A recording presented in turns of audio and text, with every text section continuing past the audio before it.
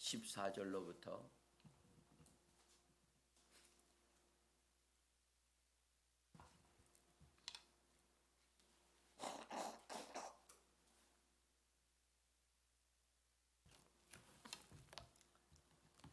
17절에 있는 말씀까지 같이 읽겠습니다. 14절로부터 17절까지 읽습니다. 하물며 영원하신 성령으로 말미암아 흠 없는 자기를 하나님께 드린 그리스도의 피가 어찌 너희 양심을 죽은 행실에서 깨끗하게 하고 살아계신 하나님을 섬기게 하지 못하겠느냐. 이로 말미암아 그는 새 언약의 중보자시니 이는 첫 언약 때에 범한 죄에서 속량하시고 하려고 죽으사 부르심을 입은 자로 하여금 영원한 기업의 약속을 얻게 하려 하심이라. 유언은 유언한 자가 죽어야 되나니 유언은 그 사람이 죽은 후에야 유효한즉 유언한 자가 살아 있는 동안에는 효력이 없느니라. 아멘. 주님의 이름으로 새벽을 깨우고 나오신 귀한 분들, 또한 방송을 통해서 하나님 앞에서 예배하시는 우리 사랑하는 믿음의 성도들, 하나님이 예비하신 귀한 은혜를 성령과 말씀으로 풍성하게 공급해 주셔서 오늘도 승리하고 하나님의 뜻을 이루는 복된 하루가 되어지기를 예수 이름으로 간절히 축복합니다. 잘 오셨습니다. 오늘은 승천 안에서 초월적인 중재자로 임명되신 예수님에 대해서 우리가 같이 보려고 합니다. 이 부분은 어제 잠깐 말씀을 드렸습니다. 승천하신 그리스도께서 대지장이 되심으로 언약의 중재자가 되셨다는 것을, 그런 직분을 받으셨다는 것을 우리가 잠시 보았고요. 이것은 굉장히 중요한 부분입니다. 우리가 그리스도인들이 반드시 터득해야 되고 또 알아야 될 것 중에 하나가 언약입니다. 언약. 만약에 언약을 모르고 신앙생활을 한다면 그분은 자기 자신을 견고하게 세울 수가 없어요. 어느 목회자가 책을 썼는데, 외국 분이 쓰셨는데, 언약을 모르는 목회자는 목회를 실패한다. 그렇게 책을 썼어요. 그만큼 언약이 중요하다는 거예요. 그러니까 그래서 저는 목사님 되실 분들에게 반드시 논제를 드릴 때, 제가 이제 담당이 신약 담당이에요. 신약 담당이라 논제를 드리면 언약에 대한 것을 과제를 드려요. 그래서 언약에 대한 것을 이렇게 깊이 알도록, 제가 그렇게 한 결과는 매우 고무적이었다는 거죠. 이제 그 논제를 받으신 분들은 그 시취원이라고 하는데, 그 받으시는 당사자는 굉장히 힘들어요. 왜냐하면 그런 논제를 이렇게 잘 주지를 않으니까요. 그런데 그것을 해내기 위하여 굉장히 본인이 힘들어요. 그걸 해내면 한 말이 있어요. 제가 성경을 다시 보게 됐습니다. 그만큼 언약에 관한 부분은 중요한 부분입니다. 그래서 언약을 알면 그분은 성경을 깊이 아는 분이고, 언약을 모르면 성경을 모른다고 볼 수가 있어요. 그래서 이 부분은 언약의 중재자이신 예수님, 이 부분을 우리가 참 중요하게 여겨야 되고 귀하게 여겨야 된다, 그런 생각이 듭니다.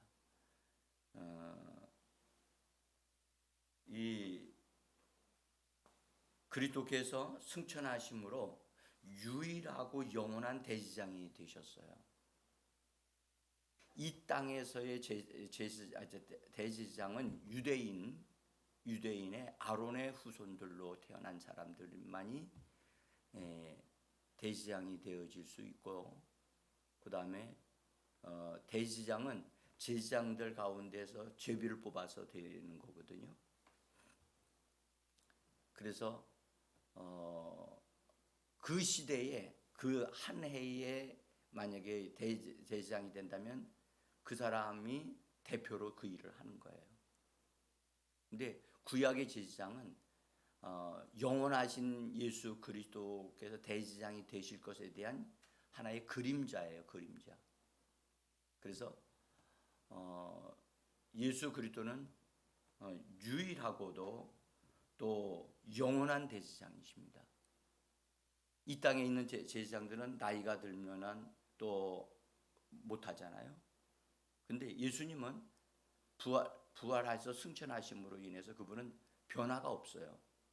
그래서 이제는 그분의 제사장 직분은 바뀌지를 않아요.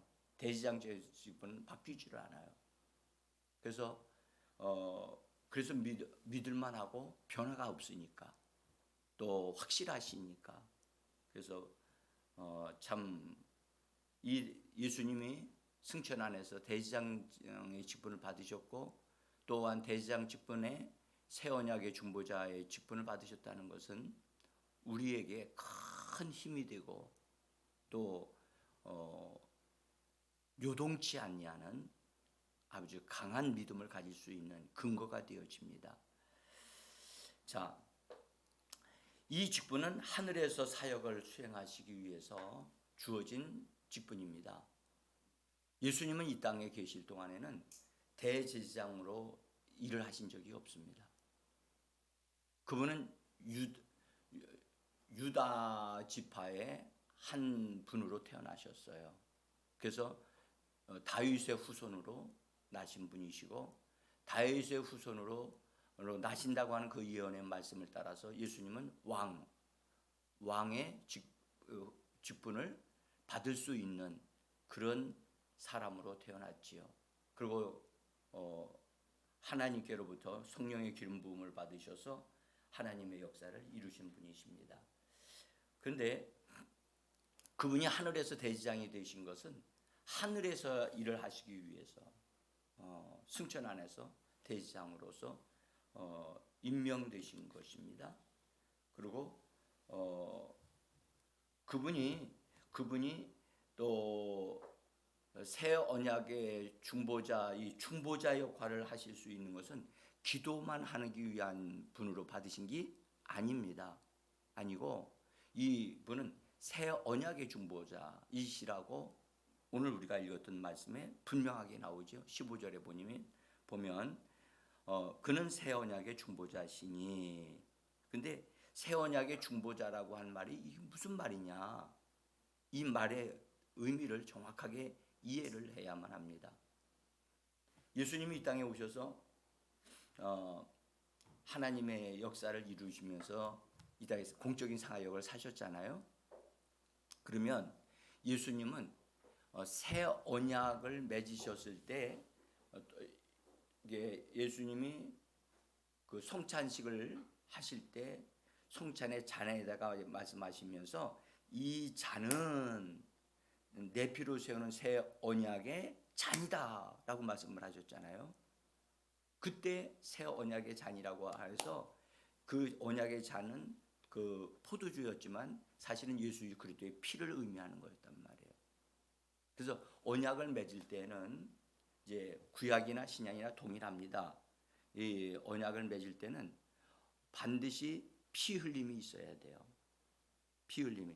피로 그 언약을 확정해야 돼요.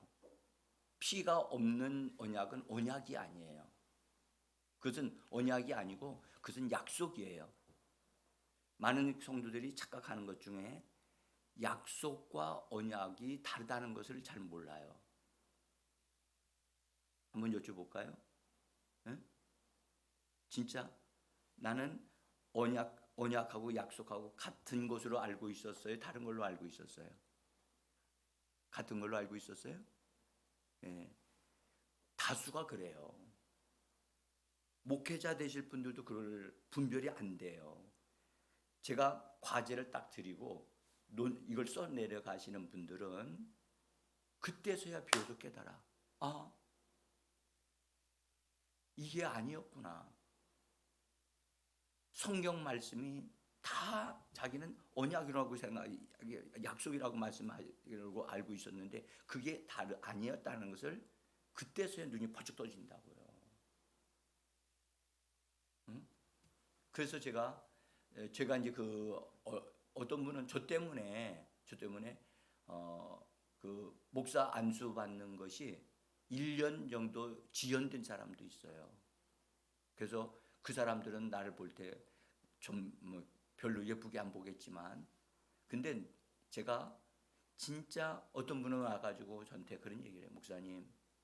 목사님이 이런 과제를 안 주셨다면 저 목회자가 될 수 없었을 거예요. 그렇게 저에게 인사를 하더라고요. 그러니까 저는 목회자가 되도록 하기 위해서 그 과제를 드리는 거지 그 사람을 골탕 먹이려고 드리는 건 아니거든요. 응?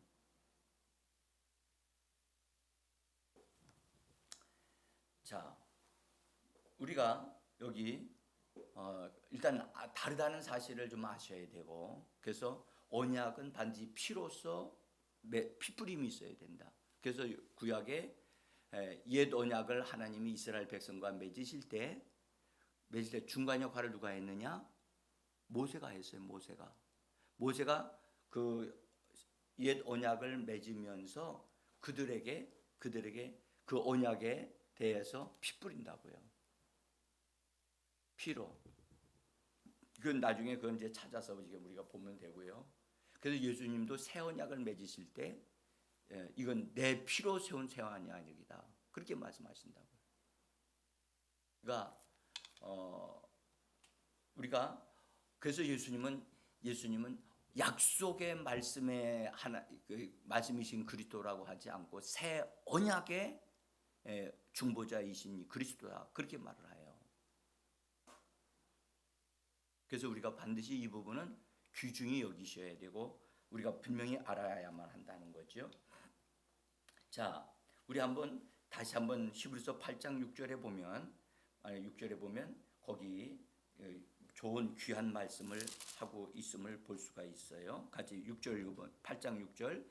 그러나 이제 그는 더 아름다운 직분을 얻으셨으니 그는 더 좋은 약속으로 세우신 더 좋은 언약의 중보자시라. 그렇죠? 더 좋은 언약의 중보자시라. 그래서 이 말씀에 눈이 탁 떠져야 돼요. 자꾸 이게 언약의 중보자이시구나. 어? 그래서 이 말씀이 자꾸 내 안에 들어올 때 예수님을 볼 때 새 언약의 중보자이신 예수를 자꾸 예수로 보게 된단 말이에요. 응? 그러니까 나의 구세주다. 그것만 보면 안 돼. 구세주는 우리 신앙의 시작할 때 우리를 세상으로부터 죄로부터 원수로부터 우리를 건져 주신 분이 구세주예요. 그러나 우리가 성숙하게 되어지면 대화가 되잖아요. 대화가 언약하시는 분이심을 우리가 알게 되어지죠.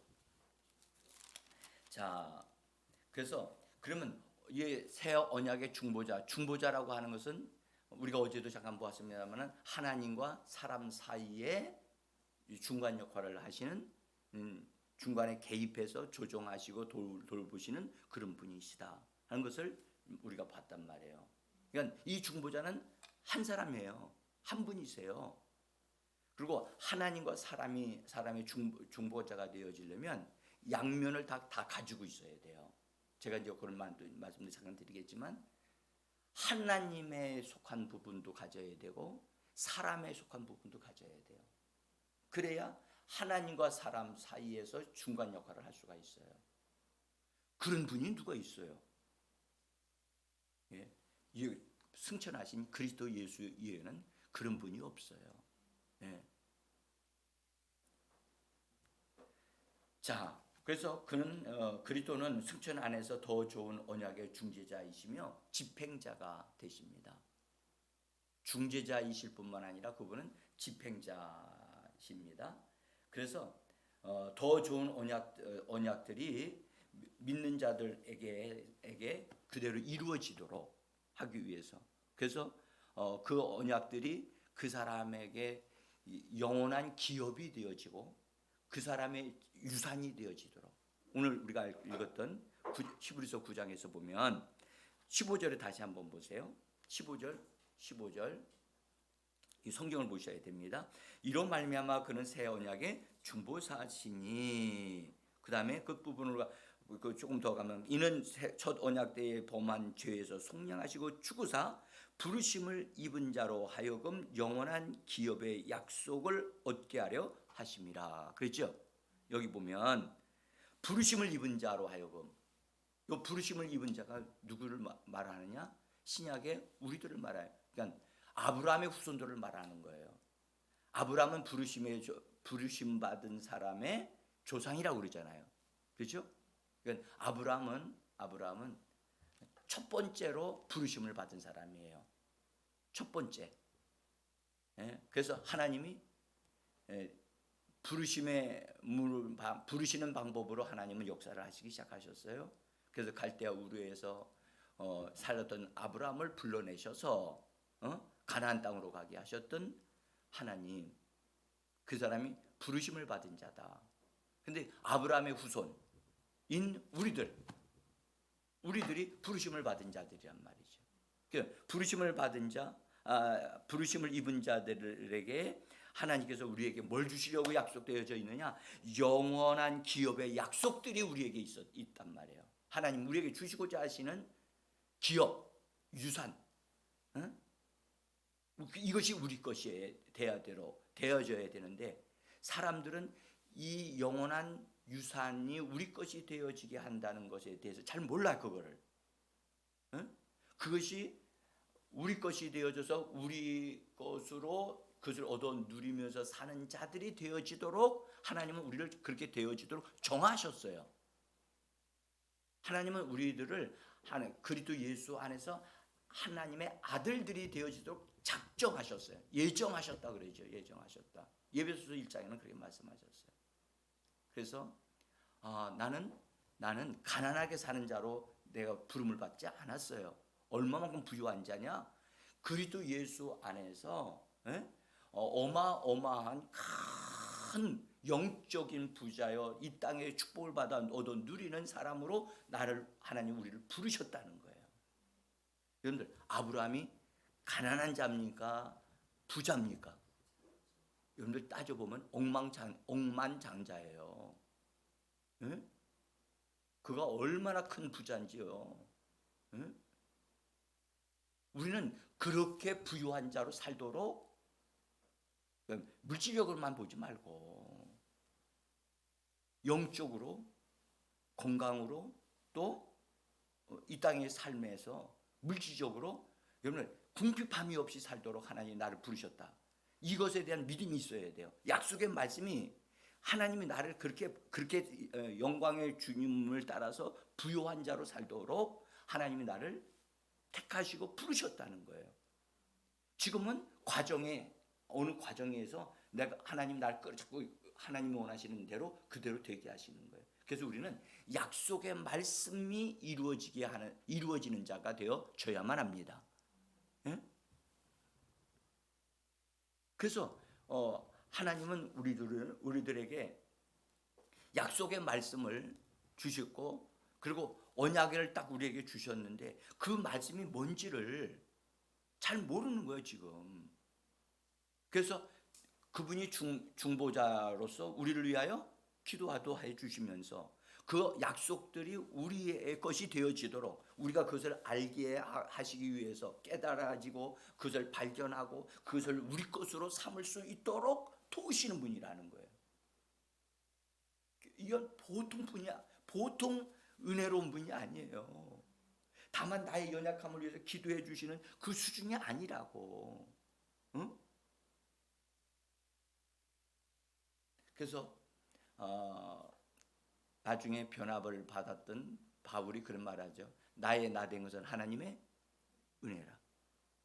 은혜라. 내가 이렇게 발견한 것, 내가 이렇게 정말 하나님의 비밀한 것을 알게 되어진 것이 이건 내 힘으로 된 것이 아니라 하나님께서 그렇게 예정해 놓으셨고, 나는 죄인 중에 괴수다. 내가 죄인 중에 괴수라면, 내가 최고 못된 놈이 이런처럼 은혜를 받았다면, 여러분들은 나보다 더 큰 은혜를 받을 사람입니다.라고 그렇게 얘기를 하는 거예요.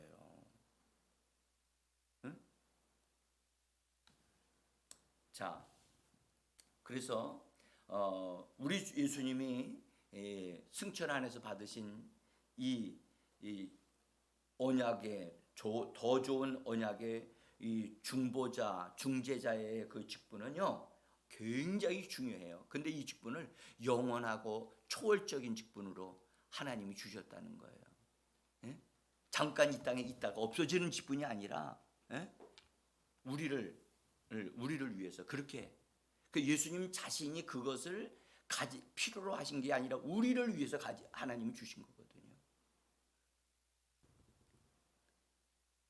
자, 우리가 여기서 이 말씀을 하시면서 영원한 기업의 약속들을 얻게 하려 하심이라 라고 15절에서 얘기하신 말씀을 우리 잘 주의하셔야 돼요.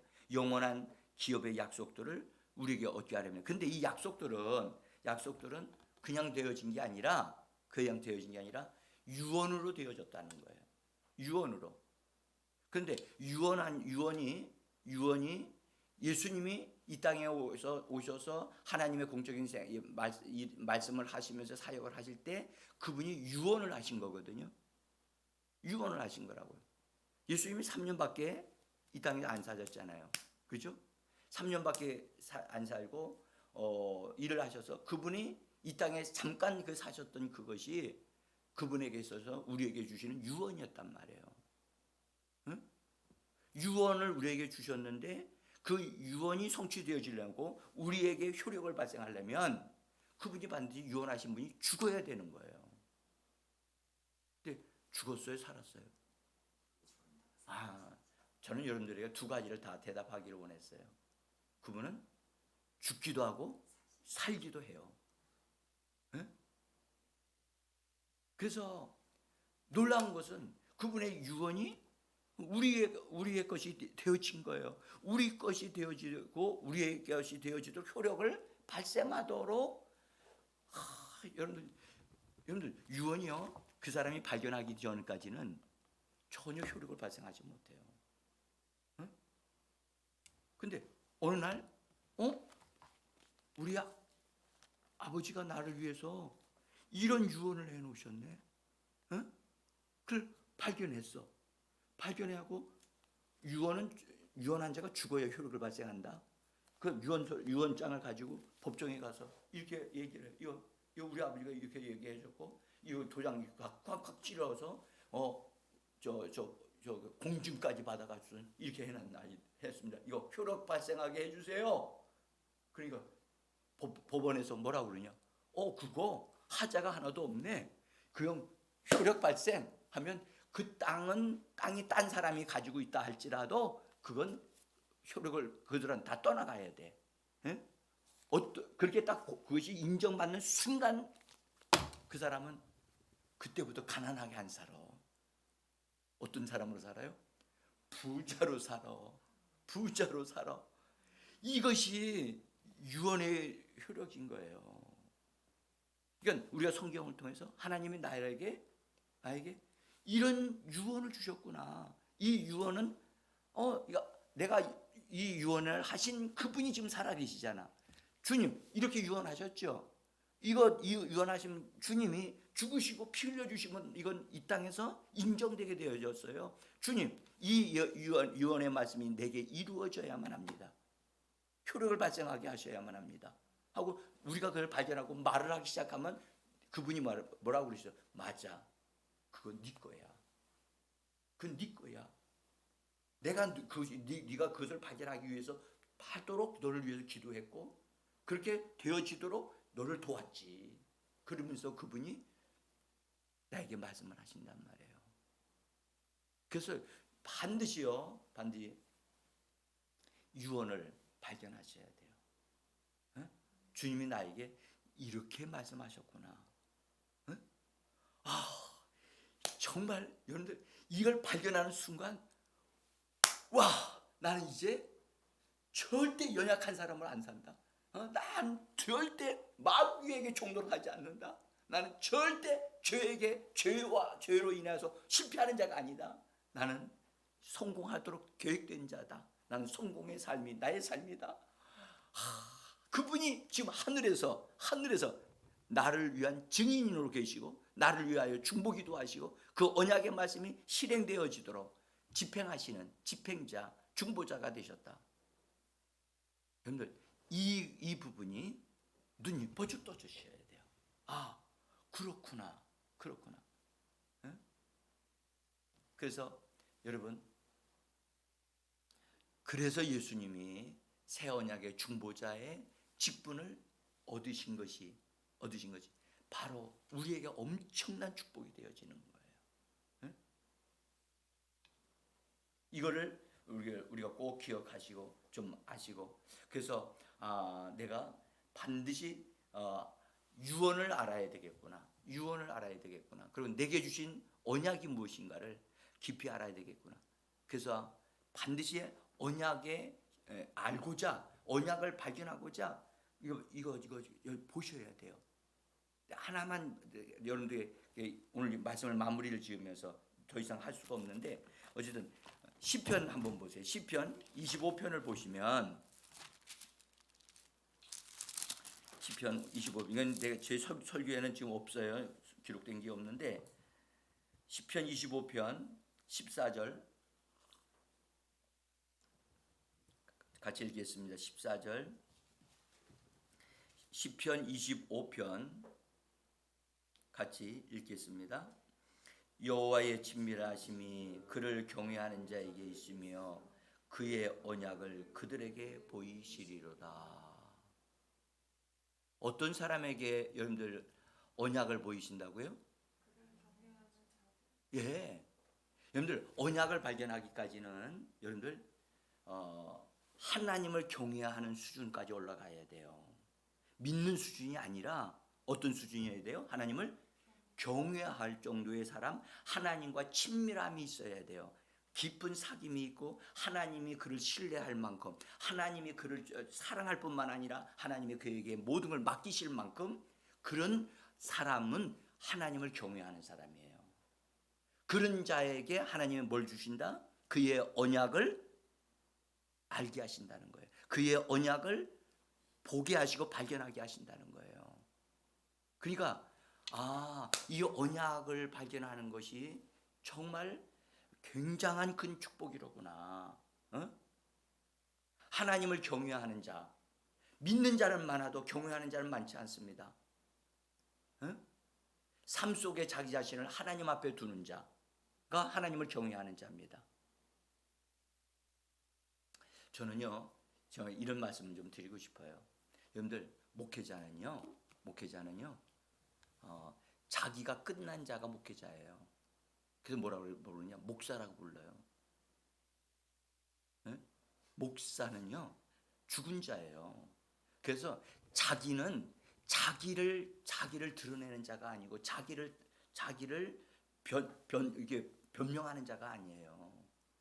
그 사람은요, 자기 감정대로 자기 원대로 사는 삶이 아니에요. 만약 성도들이 목사님에게 잘하고 뭔가를 잘하고 매일 주일마다 식사 대접하고 그러면 목사님은 그 사람에게 굉장히 친절하게 하고 더 해준다면 그 사람은 목사가 아니에요. 목사는요, 사람들에 치우치지 않아요. 목사는요, 목사라니까. 사람들이 나에게 얼마만큼 어떻게 잘해 주느냐에 따라서 감정적으로 치우치고 행동이 치우친다면 그것은 더 이상 목사 되면 안 돼요. 나는 우리 김수현 전도사님이 진짜 어려운 길을 가려고 하나님 앞에 뜻을 정했다고 생각해요. 할 수 있으면 가지 말라고 난 하고 싶어요.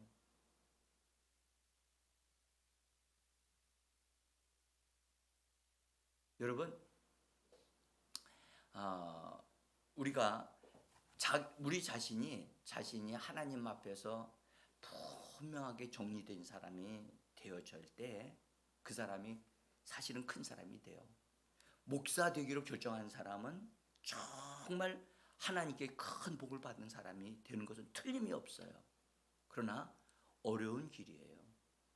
어려운 길. 뭐가 돼야 된다고요? 목사가 돼야 된다니까. 응? 자기가 살아있으면 안 돼. 자기 감정, 자기 생각, 자기 어떤 거 이거 있으면 안 돼.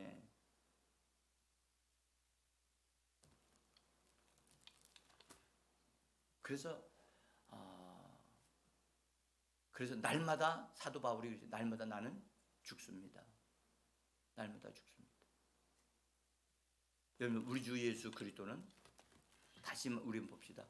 새 언약의 중보자이십니다. 그분이 우리를 위하여 우리에게 주시는 것, 정말 우리가 하나님을 경외하는 사람으로 딱 서게 될 때 우리에게 언약이 보인단 말이에요. 새로운 언약들이 자꾸 열려 그렇게 되어지면 하나님이 나를 이처럼 이런 언약을 내게 주셨구나. 그 언약 붙잡고 막 감격하고 눈물을 흘리고, 그래서 그 언약이 자기의 생명줄이에요. 생명줄. 응? 오늘 이 아침에 여러분, 이 놀라우신 분이 나를 위하고 있다는 것 믿으시기를 바랍니다. 나는 언약의 사람입니다. 나는 언약의 사람으로 살아갑니다. 감정에 따라 살지 않고 내 의지에 따라 살지 아니하고 하나님의 말씀대로 내게 이루어지리다. 말씀대로 나는 나는 삽니다. 말씀에 의하여 살아가는 오늘 하루, 그래서 부유하고 풍성하고 형통케 되어지는 삶이 저와 여러분들 속에 이루어지기를 예수 이름으로 축복합니다. 기도합니다.